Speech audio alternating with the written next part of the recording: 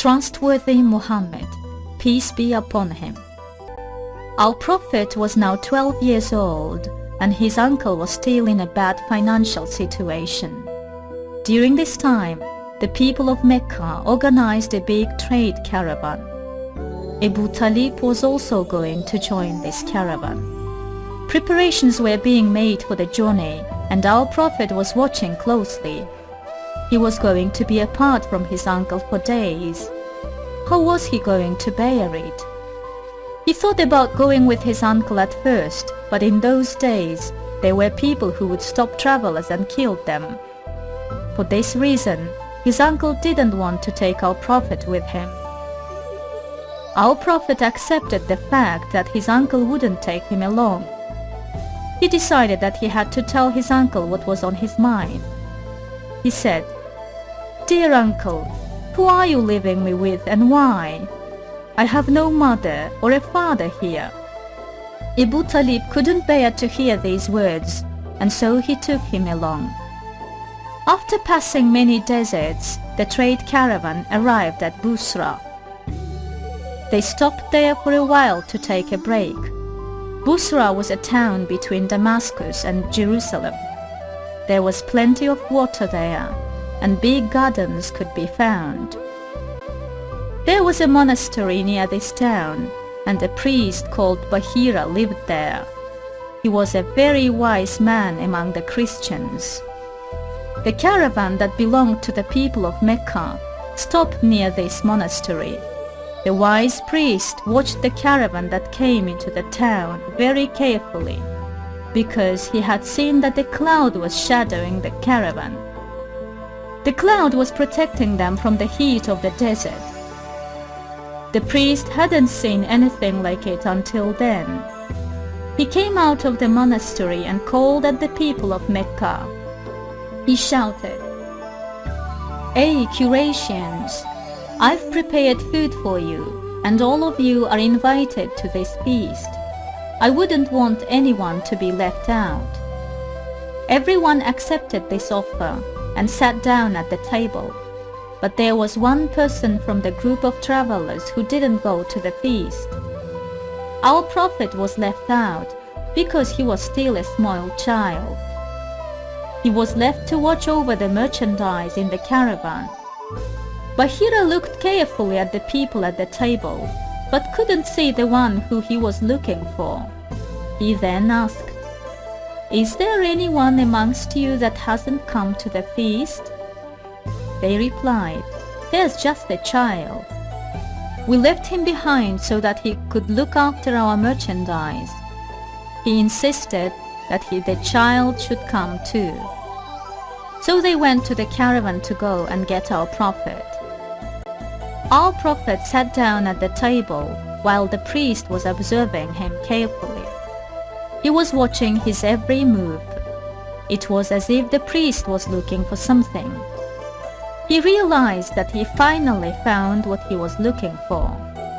This was because the behavior of our Prophet was the same as what he had read in his books. After the feast, Buhayra whispered into our Prophet's ear and said, "Look, son, please tell me the truth about some questions I will ask you about Lat and Uzza." Our Prophet said, "Don't ask for anything from me about the names of Lat and Uzza. I don't hate anything more than I hate them." The priest was speechless and then said, "Then for the will of Allah, answer the questions that I need to ask." Our Prophet this time said, "All right, ask what you have to ask." With each answer, Buhayra was even more amazed. All the characteristics of the last prophet were seen in our Prophet. Finally, the priest checked our Prophet's back. He saw the mark of the Prophet, and this showed that this child was the last prophet. After his conversation with our Prophet, Buhayra went to see Abu Talib and said to him, "Take your nephew and go back to your country immediately. Protect him from the jealous Jews. If they see what I've seen, they will harm him. This child will have great fame and glory in the future." Abu Talib took Buhayra's advice. He sold all his merchandise, took his dear nephew, and returned to Mecca. Our Prophet had left his childhood days behind and now was a grown man at the age of 25. In those days, trade was done through the camel caravans. The caravans that had all sorts of merchandise on them were prepared and then set off on their journey. The merchants sold their merchandise in the bazaars of the neighboring cities. The people of Mecca were very good at this, and sometimes voyages were organized. A similar caravan was organized, and our dear Prophet was amongst those who were going along. Our Prophet's relative, Hadra Hatijah, entrusted him with his merchandise. Hadra Hatijah was a widow and she was very wealthy. She would become partners with the trade caravans through her wealth. With every journey she would send a trustworthy person to look after her merchandise. On this occasion, Hadra Hatijah, the wealthy widow, made a deal with our Prophet through his uncle and sent her maid Maysara with him on the journey. Hatijah said to the maid, "You will do whatever Muhammad, peace be upon him, asks you to do. Don't refuse what he says. When you return, you will inform me about everything he does." The trade caravan arrived at Damascus after a long journey. Everyone found a suitable place to set up their stalls for their merchandise.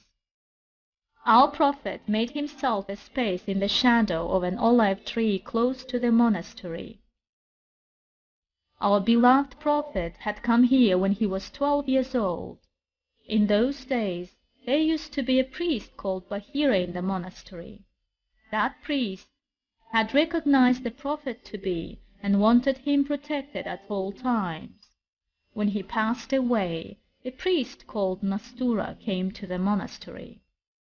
When our Prophet went up to the olive tree, it got the priest's attention. He called for Maysara as he had met her before. The priest asked her, "Who is that man near that olive tree?" The servant Maysara replied, "He is one of the people from Mecca." Nastura suddenly went into deep thought, but it didn't last long, and he then said to Maysara, "No one except a prophet has gone underneath that olive tree." Maysara was surprised and excited. To be completely sure, Nastura asked, "Is there a sort of redness in his eyes?" Maysara's reply was, "Yes." Nastura froze in shock and he said, "Maysara, he is the prophet and is the last prophet that is expected to come." Maysara was even more shocked. He was in the service of a man who was going to be the prophet.